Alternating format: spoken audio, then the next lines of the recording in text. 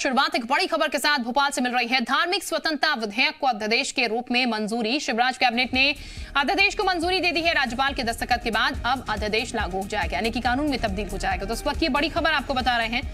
मध्य प्रदेश में अब लव जिहाद को लेकर कानून बन जाएगा। अध्यादेश जो है वो पारित हो चुका है। आज राज्यपाल की मोहर लग जाएगी और उसके बाद कानून के रूप में इसकी तब्दीली हो जाएगी। तो फिलहाल ये बड़ी खबर, धार्मिक स्वतंत्रता विधेयक को अध्यादेश के रूप में मंजूरी मिल चुकी है। शिवराज कैबिनेट ने इसको मंजूरी दे दी है। राज्यपाल के दस्तखत के बाद ये लागू कर दिया जाएगा। तो इस वक्त की ये बड़ी और अहम खबर हम आपको बता रहे हैं और इसके तहत अब कोई भी किसी को जबरन विवाह नहीं कर सकता, उसका धर्म परिवर्तन जबरन नहीं करा सकता। और अगर दो अलग अलग धर्मों के लोग विवाह करना चाह रहे हैं तो इसकी जानकारी जो है पहले कलेक्टर को 2 महीने पहले यहां पर देनी होगी।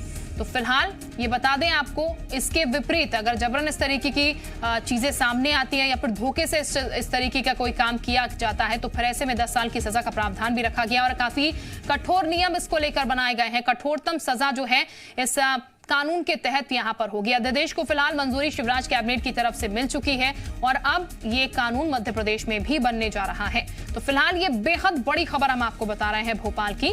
धार्मिक स्वतंत्रता विधेयक को अध्यादेश के रूप में मंजूरी आज दी जा चुकी है। राज्यपाल की मोहर लगते के साथ ही आज ये अध्यादेश जो है राज्यपाल के पास पहुंचना है। राज्यपाल के पास पहुंचेगा, उसके बाद राज्यपाल की जैसे ही मोहर लगेगी ये कानून में तब्दील हो जाएगा। इस जरिए हमको कानून बनाना है और उनमें पहला था मध्य प्रदेश धार्मिक स्वातंत्र अधिनियम 2020। कपटपूर्ण साधनों, लोभ, लालच, भय, प्रलोभन या विवाह के माध्यम से धर्म परिवर्तन जैसा काम करना, इसको अपराध माना है हमने इस कानून में। कड़ी सजा का प्रावधान किया है 10 वर्ष तक की। और जो व्यक्ति या संस्थाएं इसमें सहयोग करेंगी उनको भी अपराधी बनाया है। विशेषकर बेटियों के साथ इस तरह की, क्योंकि बेटियों की सुरक्षा हमारे लिए सर्वोपरि है। अगर इस तरह की कोई हरकत होती है कि लोभ, लालच, अवयस्क बेटी या नाम बदलकर धर्मांतरण के लिए विवाह करना, तो उसमें कड़े दंड का प्रावधान हमने रखा है। इस तरह के विवाह शून्य भी हो जाएंगे और विवाह से उत्पन्न बच्चों के भरण पोषण का अधिकार भी और पिता की संपत्ति में उत्तराधिकार का अधिकार भी इसमें दिया है। यह अपराध संज्ञेय होंगे, गैर जमानती होंगे और सबूत का भार भी अभियुक्त को ही देना होगा। एक बहुत बड़ा कानून हमने बनाया है। पूरी कैबिनेट ने इसको देखा है। अब चूंकि हमको अध्यादेश के जरिए इसको करना है तो फिर से प्रेजेंटेशन की जरूरत नहीं है आप सबकी जानकारी में। तो इसको करते हैं, अध्यादेश के जरिए करेंगे, ठीक है। तो फिलहाल ये बता दें आपको, इस अधिनियम के तहत यानी कि अब जब ये कानून बन जाएगा राज्यपाल की सहमति के साथ ही, मोहर के साथ ही, तो जबरन धर्म परिवर्तन पर रोक लगाने का काम ये करता हुआ नजर आएगा। और इस अधिनियम के तहत जो कार्रवाई करने का प्रावधान रखा गया उसके तहत गैर जमानती होगा। 1 से ज्यादा बार कानून का उल्लंघन अगर किया जाता है तो 5 से 10 साल की सजा होगी। 1 से ज्यादा लोगों का धर्म परिवर्तन कराने पर 5 से 10 साल की सजा है। 1 लाख रुपए का जुर्माना है। पैतृक धर्म में वापसी को धर्म परिवर्तन नहीं माना जाएगा। इसके अलावा परिजनों की शिकायत जरूरी है धर्म परिवर्तन के खिलाफ। अधिनियम के तहत दर्ज अपराध संज्ञेय और गैर जमानती यानी कि जमानत उसमें नहीं मिलेगी। सेशन कोर्ट में इस मामले की सुनवाई होगी। अधिनियम के तहत सब इंस्पेक्टर से वरिष्ठ अधिकारी ही कानून के तहत दर्ज मामलों की जांच करेंगे। खुद को निर्दोष साबित करने की जिम्मेदारी आरोपी की ही होगी। विवाह को शून्य घोषित करने का फैसला फैमिली कोर्ट की तरफ से किया जाएगा। पीड़ित महिला और बच्चों को भरण पोषण पाने का अधिकार होगा। बच्चों को पिता की संपत्ति पर दावा करने का अधिकार भी इसमें होगा। इसके अलावा धर्म परिवर्तन कराने पर संस्थाएं, अन्य लोगों पर भी कार्रवाई की जाएगी। धर्म परिवर्तन कराने के लिए कलेक्टर को 2 महीने पहले जानकारी देनी होगी। प्रमोद इस वक्त हमारे साथ ज्यादा जानकारी के साथ जुड़ चुके हैं। प्रमोद, ये बेहतरी की तरफ कदम यहाँ पर, अगर धर्म परिवर्तन अब कराया जाता है तो फिर तमाम कायदे कानून जो है उसको समझ लेने चाहिए इस अध्यादेश के तहत, क्योंकि सख्त से सख्त कार्रवाई अब मध्य प्रदेश में की जाएगी। मंजूरी कैबिनेट की तरफ से मिल गई है और कुछ समय बाद राज्यपाल की तरफ से भी मंजूरी मिल जाएगी।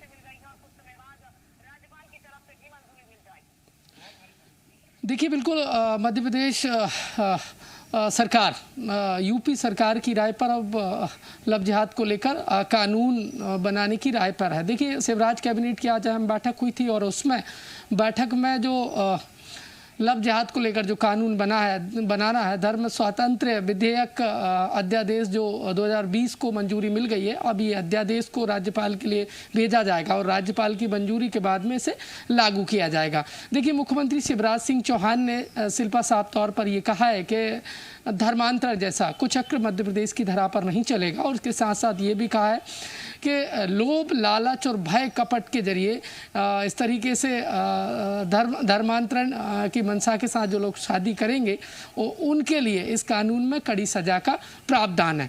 देखिए इस कानून में 10 साल की सजा का प्रावधान है। साथ ही वो संस्थाएं भी जिम्मेदार होंगी जो इस तरीके की शादियां करवाती हैं, क्योंकि पिछले कई ऐसे मामले आए हैं उनमें कई जो संस्था हैं शादी कराने वाली उनका भी मुख्य रोल तौर पर रहा है। ऐसे में पूरी स्टडी के साथ इस कानून को बनाया गया है और अब राज्यपाल की मंजूरी के बाद ये लागू हो जाएगा। देखिए इसके अलावा मुख्यमंत्री ने ये बात भी कही है कि धर्मांतरण को लेकर जो इस तरीके के विवाह किए जाते हैं और वो मध्य प्रदेश में नहीं चलेगा। किसी को यदि इस तरीके के विवाह करने हैं तो वो 2 माह पहले कलेक्टर को सूचना देनी होगी और कलेक्टर की जानकारी के बाद भी कलेक्टर की अनुमति के बाद ही इस तरीके के विवाह हो पाएंगे। और अब देखने वाली बात ये होगी कि कैबिनेट से इस अध्यादेश को मंजूरी मिल गई है, लेकिन अब राज्यपाल से इस अध्यादेश पर मुहर कब तक लग पाती है और इसके बाद जो सरकार रोकना चाहेंगे इस वक्त सीएम शिवराज सिंह चौहान क्या कुछ कह रहे हैं सीधे दर्शकों को सुनाते हैं। संबंधी कानूनी अभिभावक अथवा दत्तक होने की स्थिति में उनके संरक्षक भी परिवाद के माध्यम से सक्षम न्यायालय से आदेश प्राप्त कर सकेंगे। प्रस्तावित अधिनियम के अंतर्गत दर्ज किए गए अपराध संज्ञेय और गैर जमानती होंगे और इसकी सुनवाई के लिए सत्र न्यायालय ही अधिकृत होंगे। ये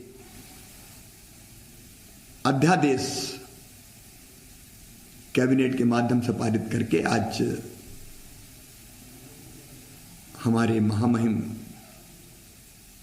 राज्यपाल महोदया को भेजा गया है।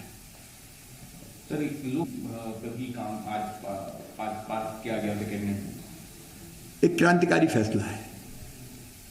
हमने अभी तक public service delivery guarantee act लोक सेवा प्रदाय गारंटी अधिनियम बनाया था जिसमें तय किया कि कोई सेवा कितने समय में दी जाएगी और कौन अधिकारी उसको देगा।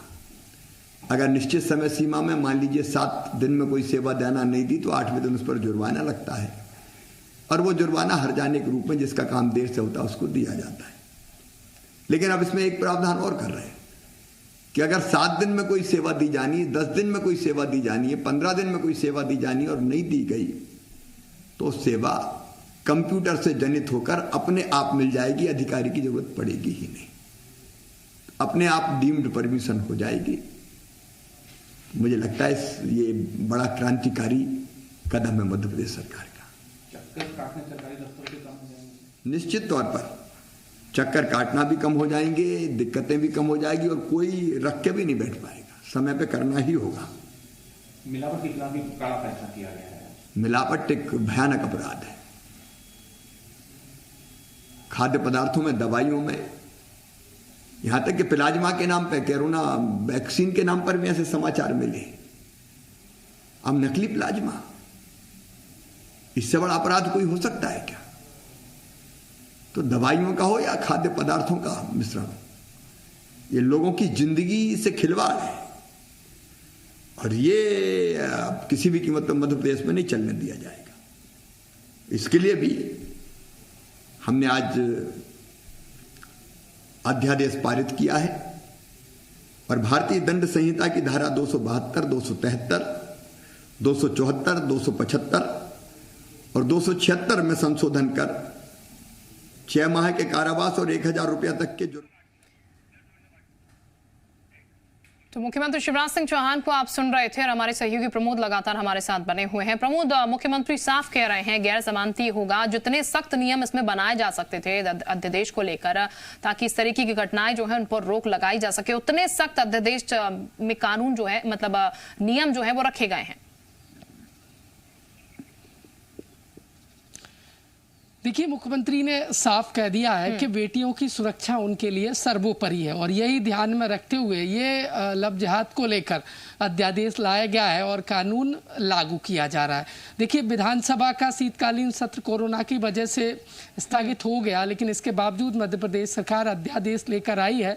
धर्म स्वातंत्र्य जो अधिनियम है वो अध्यादेश के जरिए लाई है और अब लागू कर देगी राज्यपाल की मोहर के बाद। देखिए, इसमें 10 साल का प्रावधान किया गया है। साथ ही वो संस्थाएं जिम्मेदार होंगी जो इस तरीके के हम कहें तो लव जिहाद वाले या धर्मांतरण वाले मामलों में जो उनकी संलिप्तता होगी। देखिए, इसके साथ साथ 2 माह पहले कलेक्टर को जानकारी देनी होगी और इसके साथ साथ ये पूरा मामला देखिए जो होगा वो आरोपी को जमानत नहीं मिलेगी, गैर जमानती मामला माना जाएगा और इस पर सभी जो कलेक्टर हैं, जो अधिकारी हैं, उनको साफ निर्देश सरकार की तरफ से हिदायत दी गई है कि ऐसे मामलों में वो सजग रहें। देखिए, सरकार और बीजेपी साफ तौर पर ये पहले से कहती आ रही है, क्योंकि जिस तरीके से मामले लव जिहाद के निकलकर सामने आए हैं और धर्मांतरण के मामले सामने आए, उस पर बीजेपी का स्टैंड साफ रहा है कि ये एमपी में इस तरीके के लव जिहाद के मामले नहीं चलने दिए जाएंगे।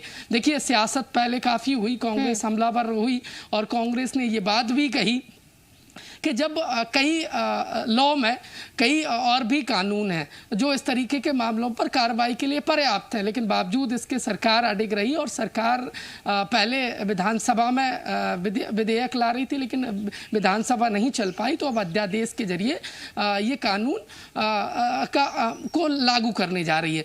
देखिए, आज ही कैबिनेट की मोहर लग गई है और मुख्यमंत्री ने इसे बेटियों की सुरक्षा का एक कवच बताया है कि अब लव जिहाद जैसे मामले मध्य प्रदेश की धरा पर नहीं पनपने देंगे, उनके लिए पर्याप्त है और उसमें कई कठोर जो है वो प्रावधान किए गए हैं। देखिए, अब राज्यपाल की मोहर के बाद ये लागू हो जाएगा।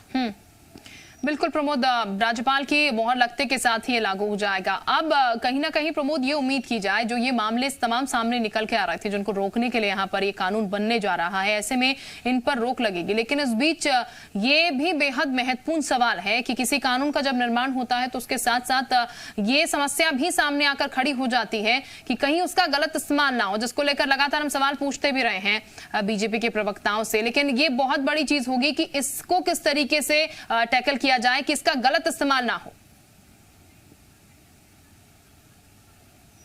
देखिए, बड़े कानूनी जानकार हैं, सरकार ने उनकी सलाह ली है, वो लगातार उनके मार्गदर्शन में काम किया जाता है। ऐसे में देखिए, उस दिशा में भी विचार विमर्श हुआ है कि इसका कहीं भी गलत इस्तेमाल ना हो, इसको लेकर भी सरकार लगातार उनकी सलाह ले रही है कि कहीं कोई हम कहें इस कानून से लव जिहाद को लेकर जो सरकार अब कानून लागू करने जा रही है और मोहर के बाद लागू भी हो जाएगा, कोई निर्दोष इसमें ना फंसे, इसको लेकर भी पूरी जो बड़े अधिकारी रहे, जब इस तरीके का कोई मामला आएगा तो वो जांच करेंगे और इसको जांच गंभीरता से होगी, क्योंकि देखिए इस सरकार की मंशा ये है कि इसमें जो जांच हो वो निष्पक्ष हो और इसमें कहीं कोई लापरवाही ना बरती जाए, ये सरकार की मंशा है। अपराधी कोई छूटे ना और निर्दोष कोई बेवजह इसकी जद में ना आए, सरकार की यही मंशा है और इसको लेकर तमाम जो अधिकारी रहेंगे जो जांच करेंगे, उस वक्त यदि ऐसे मामले आएंगे तो उनकी त्वरित और निष्पक्ष जांच हो और जरूरी लगेगी तो जो बड़े कानूनी जानकार हैं उनकी सलाह भी उस समय जो अधिकारी हैं जांचकर्ता हैं वो ले सकेंगे। बिल्कुल प्रमोद, यहाँ पर चूंकि कांग्रेस की तरफ से रह रहकर इसको लेकर सवाल उठते रहे हैं, ऐसे में सत्र जो है वो चला नहीं यहाँ पर, क्योंकि तमाम जो जांच हुई यहाँ पर कई लोग कोरोना पेशेंट निकले। ऐसे में कांग्रेस के पास क्या ये एक मुद्दा रहेगा आने वाले समय में बोलने के लिए, क्योंकि तमाम सवाल जो है इसको लेकर कांग्रेस उठाती रही है कि सत्र में विधेयक के तौर पर इसे नहीं रखा गया ताकि इस पर चर्चा हो पाती और बेहतर तरीके से अध्यादेश लाकर इसे पारित करा दिया गया।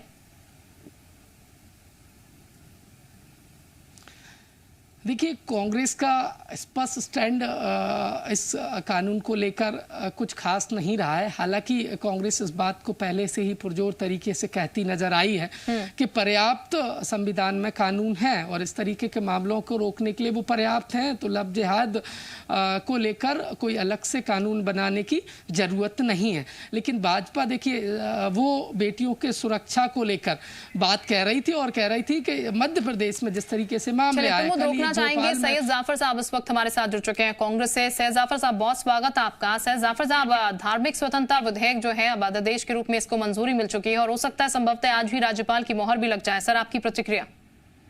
देखिए, इसमें दो तीन बड़ी महत्वपूर्ण चीजें। एक तो ये कि जो धर्म स्वतंत्रता अधिनियम 2020 है, इसको बार बार जिस प्रकार से भारतीय जनता पार्टी के लोग और सरकार के लोग लव जिहाद के नाम से जोड़ रहे थे, जो सरासर गलत है। दूसरा पहले चलिए रुकना चाहेंगे सर। कैलाश विजयवर्गीय साहब इस वक्त हमारे साथ जुड़ चुके हैं, राष्ट्रीय महासचिव। कैलाश जी, बहुत स्वागत है आपका। कैलाश जी, सबसे पहले बधाई, क्योंकि जिस विधेयक को पारित कराने की कोशिश की जा रही थी, अब अध्यादेश के रूप में आज कानून के रूप में से मंजूरी भी मिल जाएगी। सर, कितनी सुरक्षित अब बेटियां अपने आप को महसूस मध्य प्रदेश में करें इस कानून के बाद? देखिए, कानून की जगह पर समाज में भी अवेयरनेस की आवश्यकता है और इससे मुझे लगता है कि कानून से लोगों में भय भी उत्पन्न होगा और अवेयरनेस भी आएगी।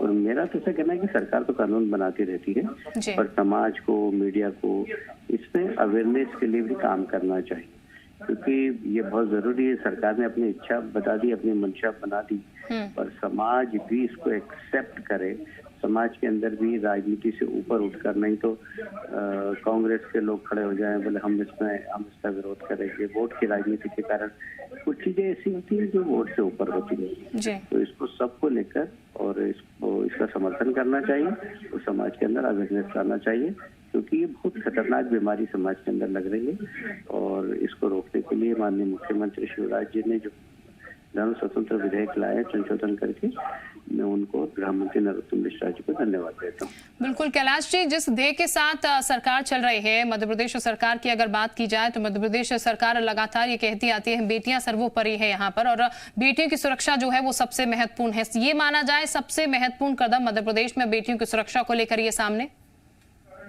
लेकिन मध्य प्रदेश में सारे देश में इसके ऊपर बहस की आवश्यकता है। हमारे वैसे ही हमारे संस्कार और संस्कृति में बेटी को लक्ष्मी माना है, बेटी को सरस्वती माना, बेटी को गायत्री माना है, बेटी की पैर पूजा करते हैं, हमारे यहाँ विदा करते हैं तब।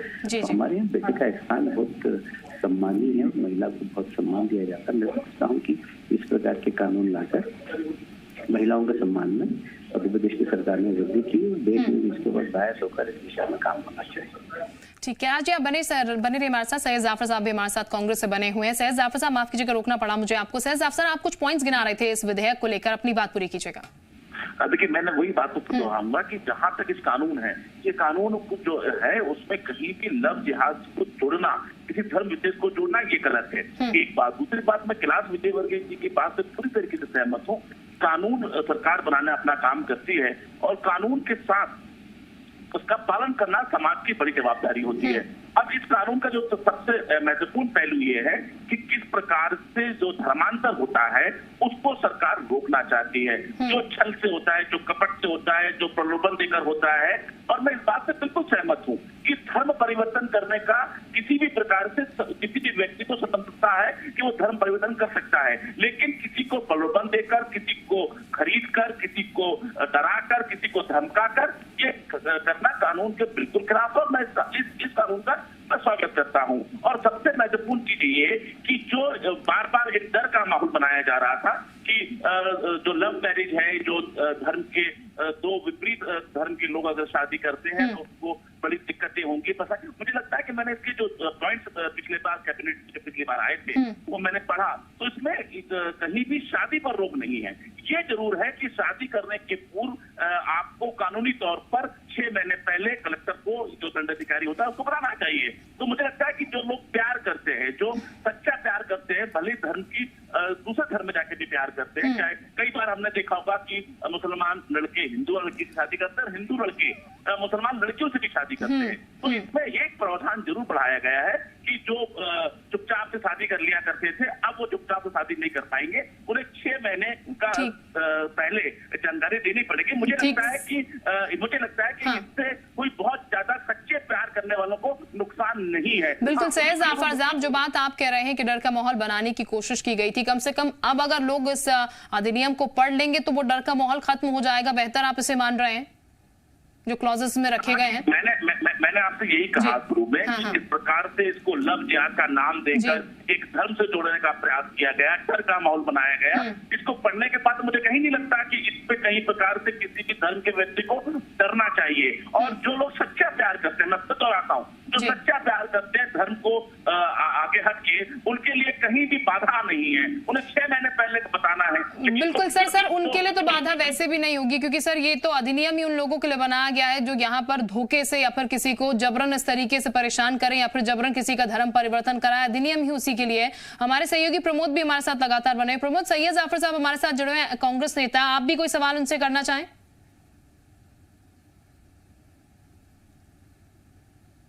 प्रमोद, आवाज मिल रही है आपको हमारी? चलिए, प्रमोद तक शायद आवाज इस वक्त नहीं जा पा रही है। सैयद जाफर साहब, अब चूंकि आप भी अधिनियम पढ़ चुके हैं और ये बेहतर है कि आपकी तरफ से भी एक पॉजिटिव रिस्पांस जो है वो मिलता हुआ नजर आ रहा है।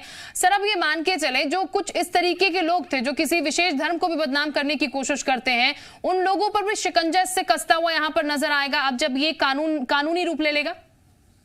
मैंने आपको शुरू में बात दोहराई थी, जैसे कि कैलाश विजय की एक बात से मैं सहमत हूँ कि कानून सरकारें बनाती हैं, इसका पालन करने के समाज को आगे आना चाहिए। ये पहली गलती जो शुरुआती दौर पे भारतीय जनता पार्टी के नेताओं से और सरकार से हुई थी, जिन्होंने इसका नाम लव जिहाद रखा, क्योंकि इसका लव जिहाद से कहीं भी इस कानून को आप पढ़िए ना, इस कानून में कहीं लव जिहाद का कहीं नाम है और ना ही इनके पॉइंट पे इसका नाम है। लेकिन क्यों उसको आप बार बार उसको उठा रहे थे? शायद सर वही गलती सुधार ली गई, इसलिए धार्मिक स्वतंत्रता अधिनियम इसका नाम रखा गया। वही कह रहा हूँ, वही तो शुरुआत हुई थी। तो आज अगर आपने इसको सुधार लिया और आपने सुधार को इस कानून को अगर आपने समाज के सुधार के रूप में लाया, तो जरूर क्यों एक्सेप्ट नहीं करेगी? कांग्रेस पार्टी भी एक्सेप्ट करेगी, मुस्लिम समाज भी एक्सेप्ट करेगा, हिंदू समाज भी एक्सेप्ट करेगा, जो सच्चा प्यार करते हैं वो भी एक्सेप्ट करेंगे। हाँ, ये उनके लिए डर की बात हो सकती है जो डरा के, धमका के, प्रलोभन देकर षड्यंत्र के तहत धर्मांतर कराते हैं। बिल्कुल, बहुत शुक्रिया आपका सैयद जाफर साहब हमारे साथ जुड़ने के लिए। कैलाश विजय साहब भी हमारे साथ जुड़े थे। कैलाश जी, बहुत शुक्रिया आपका भी। प्रमोद, हमारे सहयोगी